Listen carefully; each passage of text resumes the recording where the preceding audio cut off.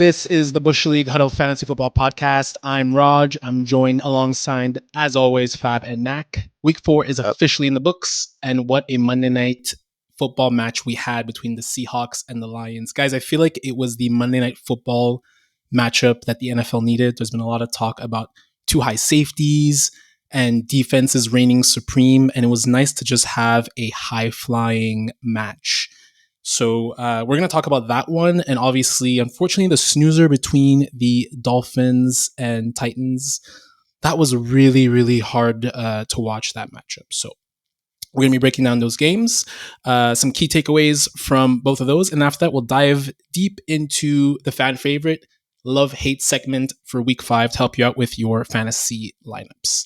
Just a reminder, if you missed our week 4 Sunday recap, where we broke down the big winners and losers, be sure to check that out. We cover a ton of players and their outlooks on the rest of the season. And once more, guys, before we get into it, just a quick reminder, please follow us, rate and subscribe on Apple, Spotify, YouTube, Instagram, TikTok, and Twitter. Stay locked into those channels. And as usual, we'll have a ton of content and advice to take you through to week 5. Before we get into the key takeaways from Nacc, Fab, and I on the Monday Night Football games, the top performers yesterday were Kenneth Walker III with a massive 33.6 points, 3 touchdowns. We'll talk about it a bit, but he had a beautiful touchdown run where he cut back. That was awesome to see. Yeah. Jared Goff, 27.2 points, including a Philly special. That was great to see as well. And in the second Monday Night Football matchup, Titans-Dolphins, the leader in points was Nick Folk with 23. Gotta get love to those kickers, man. You gotta get love to those kickers. Kickers are people too. That's how you know how. Right, Raj? Hey, man, Young Wei Koo, baby. Young Wei. Did you guys see that clip of Deion Sanders and Shannon Sharp and Ocho Cinco? Deion was like trying to pronounce his name. What? Young Wei? What? Young Ho? Young Ho? What? Young Ho? That was great. Nacc, what was your main takeaway from one of the Monday Night Football games? Oh, man. I'll go with the snoozer to start. The Miami Dolphins, man, they look completely lost. That game, as you mentioned, was really, really hard to watch. Guys, I ask, is it time to start comparing them to, a Browns, a Panthers, Raiders, Jets franchises? Is the McDaniels novelty kind of gone flat a bit? This team has no playoff wins since 2000 and are now 1-3. Given to his injury history, they felt comfortable going with Skylar Thompson as the backup, which I found was very strange. Huntley looked really confused and out of sorts last night too. Their skill players: Tyreek Hill 8.2 points, Waddle 7.6, A-Chain 5.9, and then Huntley 11 points. Like, what do you guys think of these Dolphins? Like, is it time to? I don't know, man. There's something's not clicking and something's just not working right. I think like there's some issue in the organization somewhere. Well, the issue with the organization is that they didn't think to have a proper backup quarterback behind Tua. Like, and you saw that happen all in the offseason, right? Like, the Jets got Tyrod Taylor, the Giants got Drew Lock, even the Seahawks got I forget his name Sam from Howell. Washington. Yeah, Sam Howell, which are like serviceable backup quarterbacks in the event that their starter does go down. And with Tua's injury history, like we had spoken about in the offseason, it was an area of contention, and you just see it now, right? I mean, now they're going to force him back after 4 games. He's still going to have that concern about getting injured again. Like, from a health perspective, it's not smart, and all this talent, and they still can't get it done without the right quarterback in place. So, yeah, it speaks to me about the management more than anything else. Yeah, I don't know. I definitely agree. It's just it's got to be some type of management issue at this point. Like we just mentioned the skill positions. Like they have skill everywhere across the board, and it's just not getting it done. Sorry, the Colts did it too, and the Panthers did it too. Just another 2. Yeah, they have all the right backups in place. Browns, Jameis Winston. Like there's enough players. Yeah. There's enough teams that assess that background. But I mean, even last year, they crumbled down the stretch. Buffalo came back and won the division. Then they go in, lose the playoff game in KC. again, it's now we're going on 24 years without a playoff win, and likely going to continue that trend. At 1-3, going to be hard to get into the playoffs. I think they got to go 10-3 down the stretch to finish, or 9-3 down the stretch in order to finish at least 10-7, Yeah. or ten Yeah. and seven, or 10-3 to finish with 11 or 10 or 11 wins to try to get a wild card, because I don't think they're going to catch Buffalo for the It's a division. must. It's a must-win game this weekend. I believe they're in New England, No so we'll question. Yes. see. We'll see if Mike McDaniel makes any adjustments on that front. Fab, what was your key takeaway from the Monday Nighters? Kenneth Walker the third is a legit RB1. He's might even be a legit top 5 running back for the rest of the way when he's healthy. That guy is good. And he went up against Detroit's run defense, third toughest running back matchup, and he just dominated. He took all the carries, and as if they weren't even there. I mean, stash Charb if you have to, but like KW3 is the RB1 territory for the rest of the way when he's healthy. That rushing TD where he gashed the entire Detroit defense, and then that tackle that wasn't really a tackle by Anzalone where he flipped over at the linebacker and then Yeah, they that still was gained crazy. yardage. It was stupid. I had reservations about whoever was going to be starting for Seattle versus Detroit's defense. They went up against some pretty, the defenses have stopped some pretty decent names so far. Like Kenneth Walker was like, "Nah, hold my beer, bro. I got this." Like he just ripped them apart. But quickly though, like other RBs in general getting it done, not named Devon Achane, Pollard and Spears, they played really well, 19 and 12 points respectively. You could tell that the Titans really lean on the run game. And then Gibbs and Montgomery, another decent outing by the Detroit duo, putting up some running back points. So that's really cool. I thought that was noteworthy. I think we're seeing Detroit leaning on the run a bit more. I think last year they averaged 29 rushes a game. This year they're at 32, and I think that's going to keep climbing. And that's the formula for Jared Goff: balance versus letting him try to cook on a consistent basis. He Well, threw speaking of, 18 times last night. yeah, And well, and Perfect. he yeah, completed them Perfect. all. He was yes, 18 for 18 18. of 18. Yeah. First time in NFL history that's with happened. That one receiving touchdown. And he didn't with get the the game receiving ball. touchdown. He Yeah, didn't get they the game they ball. uh, they That was so fudged up funny. on that one, but That was so funny. the coach admitted Yeah. he knew he was playing well, but he's like, I didn't know he was 18 for 18. Yeah. I love it. My key takeaway was I think we have to put the rest that rushing QBs that are mediocre throwers are always going to be more valuable than above average pocket QBs. And I say that because I felt like Geno Smith had a monster game. I know he only had one TD, but 395 yards. He faced consistent pressure. I think Aiden Hutchinson himself pressured him 10 times, and he He was a evaded the dog last pocket night. so well. He's currently the QB8 and he leads the league in passing yards. And he's above Jalen Hurts, Kyler Murray, and Anthony Richardson in terms of fantasy points. So I think it was a really impressive performance. And to me, again, along with Goff as well, these guys who are pocket passers, and we talked about it yesterday, these guys who are pocket passers, it looks like they're kind of getting a leg up again on the defensive competition versus the guys who, yes, they have amazing athleticism and they could run all over the yard, but they're not able to throw the ball at all levels and dissect the defense appropriately. So for me, Geno and of course Goff as well, those were really, really great performances yesterday on Monday Night Football. Yeah, hard to disagree with that. He definitely did look really good. But we've mentioned it before how teams are almost built now, defenses, to stop that Yeah, mobile quarterback, and these because pocket everyone's playing passes zone are now. and Everyone's pocket playing zone. passers are reaping the benefit, Yeah, because those pocket passers will find that soft zone all day long. yeah. And what did Geno say? They tried to write him off, but he didn't write back. That was Good what, for 2 years Geno, ago, man. eh? He's still Yeah, getting it done. Good for him. yeah, absolutely. It's a nice story.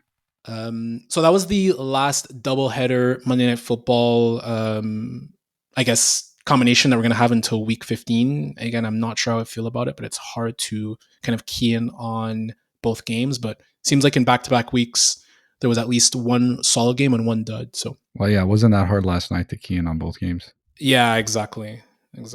So we'll see in week 15. Now we'll move on to our love-hate segment. Again, fan favorite. Last week we were 7-5. Fab, you were 2-2. Your wins were with Terry McLaurin and Aaron Jones as your loves. And on your hates, you had a loss with Jonathan Taylor and Dak Prescott, who both had really solid games. Nacc, you were 3-1. On your loves, you had Devin Singletary and George Pickens, so you had God a damn loss. Singletary. You had a loss with Devin Singletary, and on your hates, you hit both hates with Josh Jacobs and Hill and Waddle, who both had mediocre performances. Myself, I'm going to give myself a loss. I put myself as a push with Caleb Williams because of the touchdown, but 11.5 points. We got to figure out the threshold, guys. Like, what's the threshold? Like, is it a touchdown? Is it? We'll have to It's figure got that to out. be at least like Like a you got win has got to be like, I don't know, 16 to 18 points. You got to think like yeah. throwing a touchdown is. Yeah, okay, that's fair.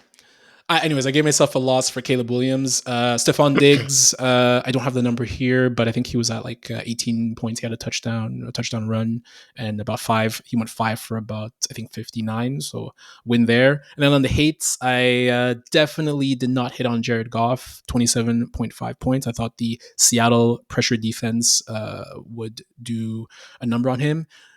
Love that I hit on the Garrett Wilson. And to me, anyone who's facing Pat Surtain on a weekly basis, Pat Surtain Island, that's That's one that I legit. would not go Yeah. against. So now on to Cincinnati, on to week 5. Nacc, who do you have as your first matchup that you love for this week? Yeah, so the first matchup I love this week is going to be Justin Fields at home versus the Cowboys on Sunday Night Football.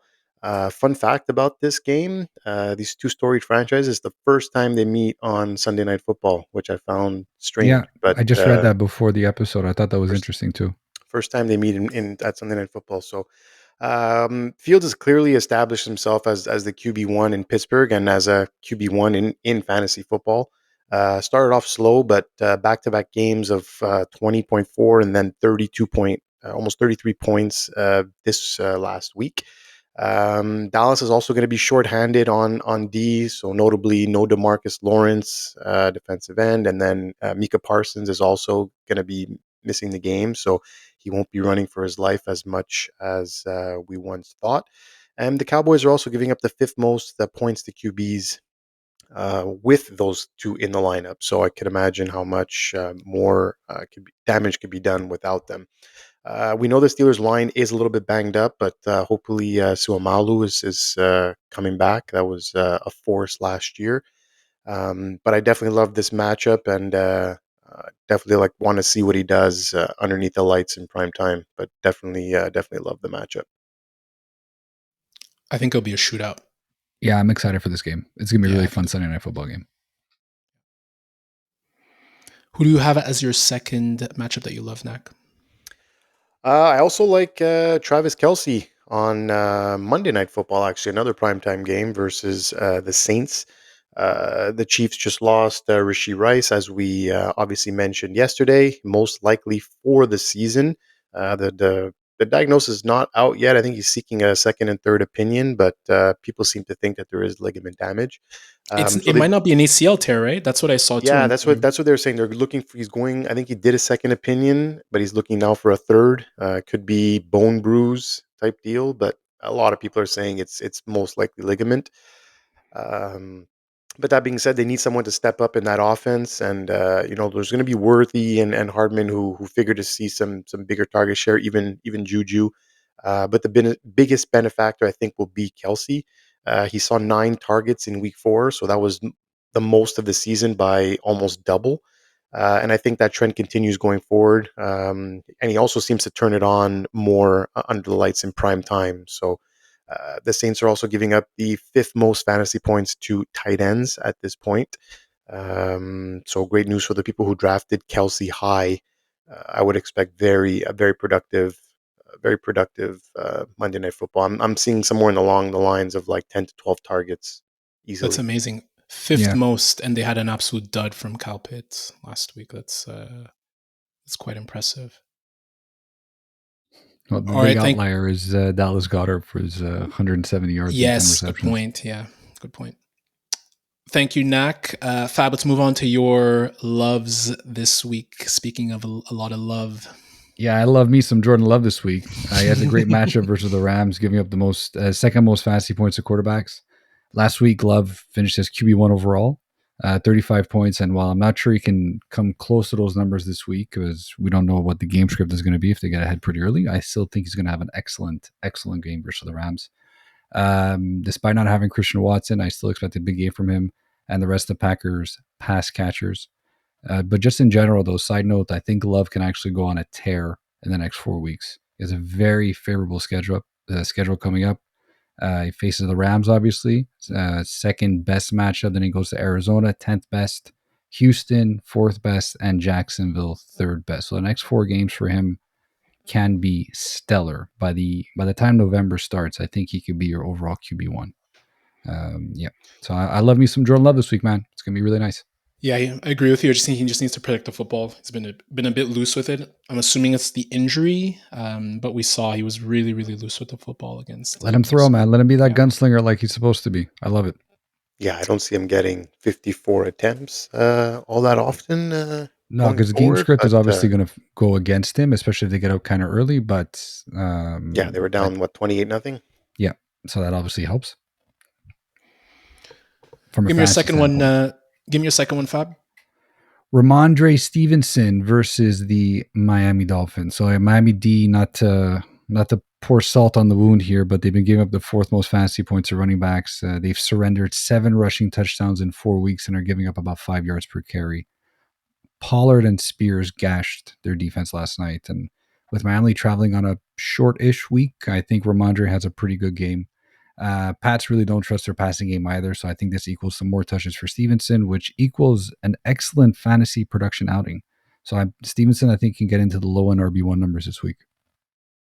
My only pushback on this one, Fab, is the offensive line is really bad on both sides, whether from a pass blocking and run blocking perspective. I agree the Finns defense has been struggling, but I'd be wary of them stacking the box and forcing Jacoby to throw, and that has been an absolute disaster on its own. So yeah, no, that's a very good point. But I mean, they probably I believe they stacked the box quite a bit against Tennessee last night, and that didn't really stop them from stopping the run. Pardon the pun, but not really. So I don't know.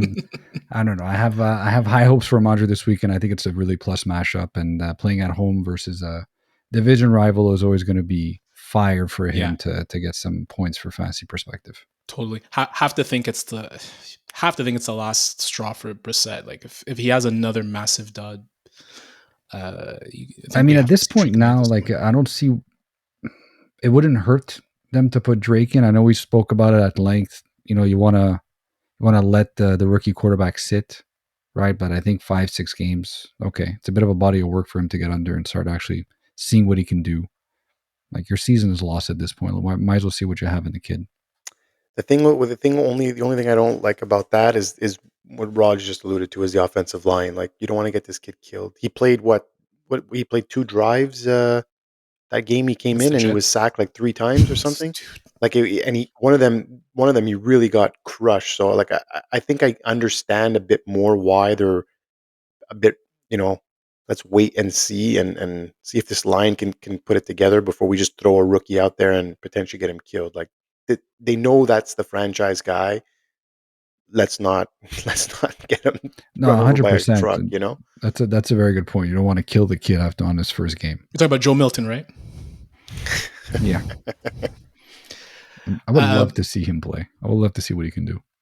I had a dream that they moved Joe Milton to tight end. But he was eligible. We're too committed in our. He was eligible as a QB, and he was eligible as a QB and tight end, and it gave me shades of what was his name? Davis Webb, Joe Webb. Was that Joe Webb? I won a fantasy championship because of Joe Webb, because I put him in a wide receiver spot as a quarterback. Ode to my boy Taysom Hill. My loves, first Josh Downs at the Jaguars. It's back-to-back weeks I pick on the Jags secondary. The way I mentioned in our last episode, the way to beat the Jags is to continue to gash them through the air.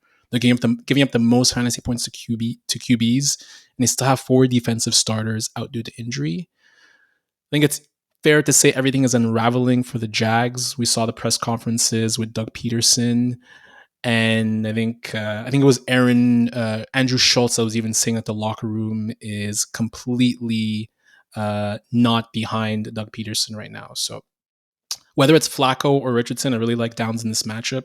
He had 9 targets, 8 catches, 82 yards, a touchdown, and a 30% target share last week against what I think we all would consider an elite defense in the Steelers. So he's currently the consensus WR46 in Fantasy Pros, which is wild to me. So I think he's an easy flex option against the Jags.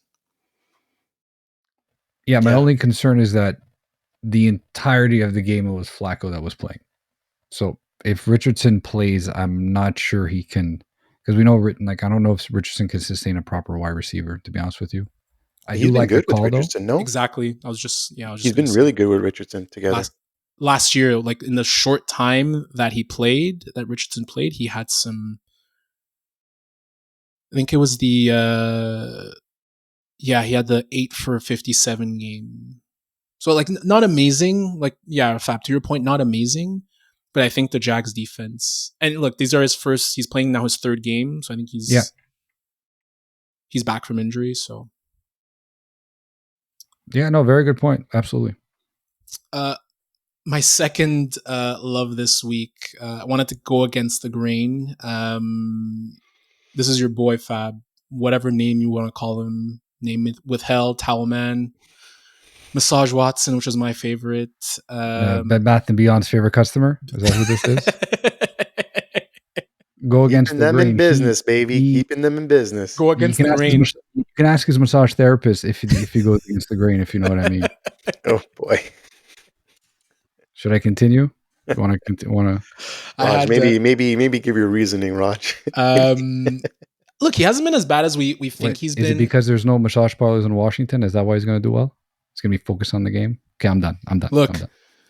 Dan Snyder isn't the owner anymore, so I don't think anyone has to worry about that anymore. Can we call them the Redskins though? Because Truth and Reconciliation Day is over. Yes, it's back. Yes, Redskins are back. Thank you. I don't know. Wait, like before you say he hasn't done that bad, he's averaging like not even 14 points. Can I start? You can. But no, look. And I look. We obviously have our shared notes. So Nacc's like already. He's already ready. Nacc's analyzed everything. He's like, hold on a second. Yes, I didn't share the notes. Yes, we do have shared notes, listeners. We all see what we write, but we pretend that we don't. Just FYI, I don't think it's a secret. But either way, 54.8 fantasy points through 4 games. It does put him ahead of the likes of Kirk Cousins, Daniel Jones, Matthew Stafford, and even Justin Herbert. And he gets a Commanders defense that I think we all agree should have been tested way more than they were against the Cardinals, even after a stellar performance versus Kyler Murray. And they're still giving up the 2nd most fantasy points to QBs. And they've yet to register an interception this year, where Watson has had issues with turnovers. So, look, the bar is incredibly low, but he did complete 75% of his passes last week. And it seemed like a lot of Cleveland fans felt like this was his best game as a Cleveland Brown. I know it's nuts. I know it's nuts. But look, in the love hates, I'm in the business of making some tougher calls. And with bye weeks now, dishonorable discharge, I'm calling a QB12 performance for him. Oh, I call BS on that.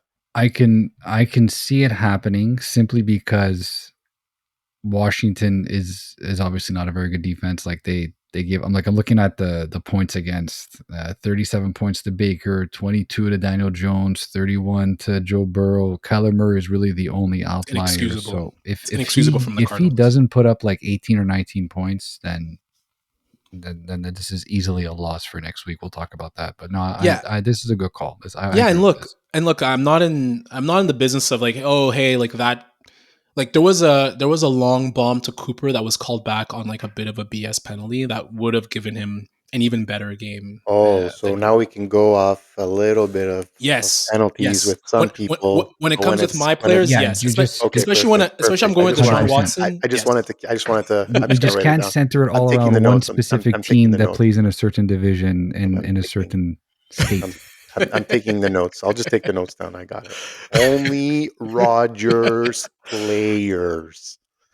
Hey, hey man, Roger, if you want to be associated as Deshaun Watson as being one of your players, we'd have a conversation, my friend. I know. And plus, what are we gonna?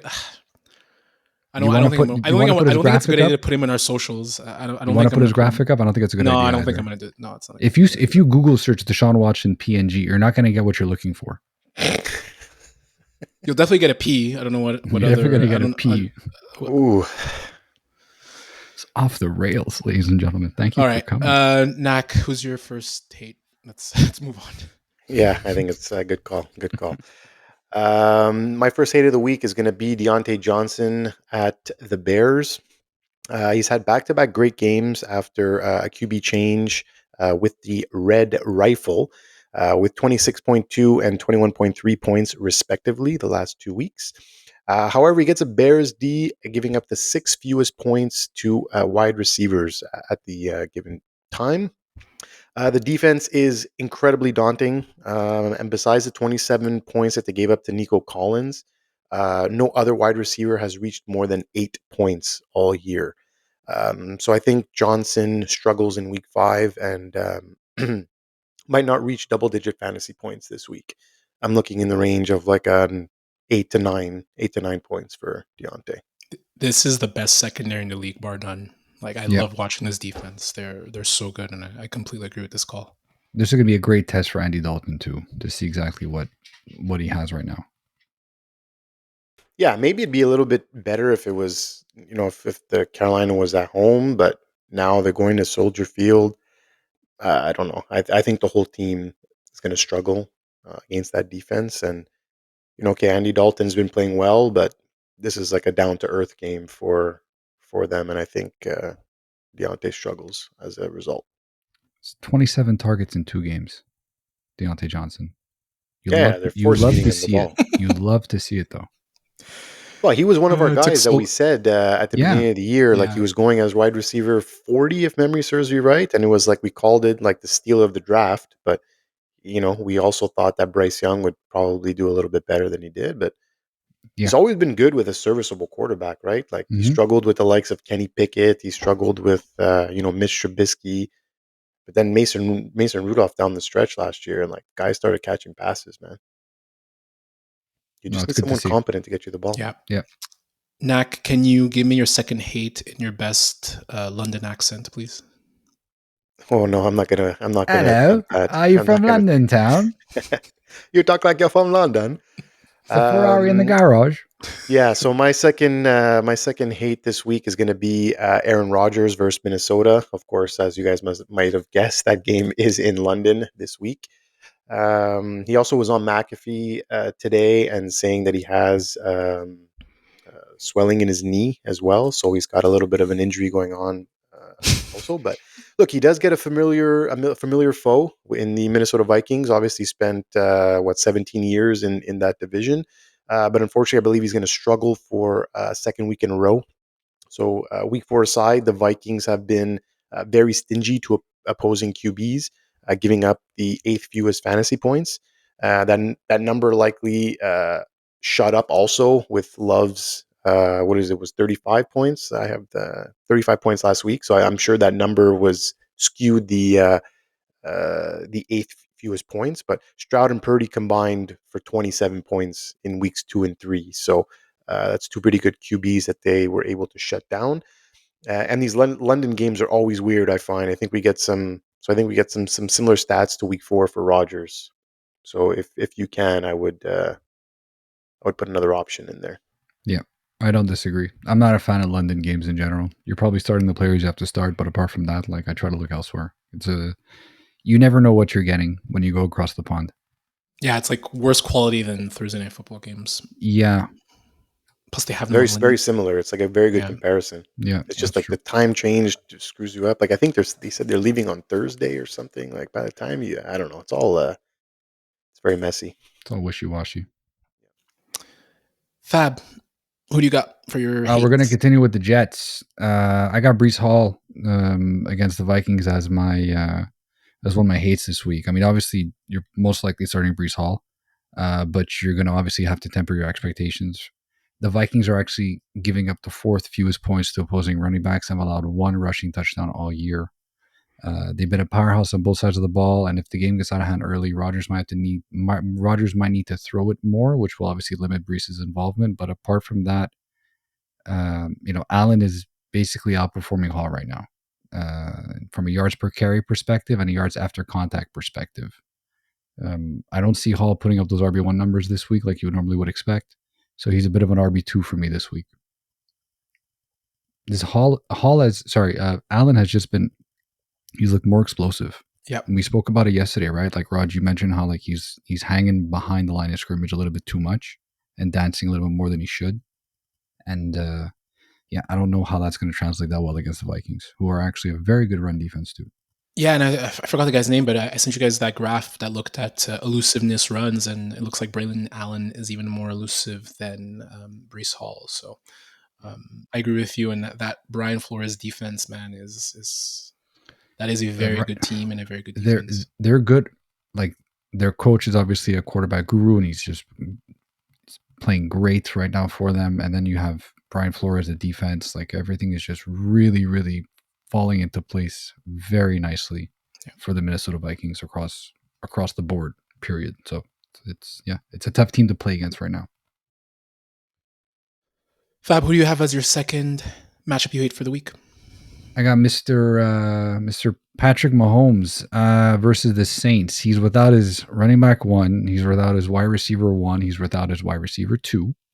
Versus the Saints D that held Dak, Hurts, and Cousins to a combined 36 fantasy points, which is roughly 12 points per.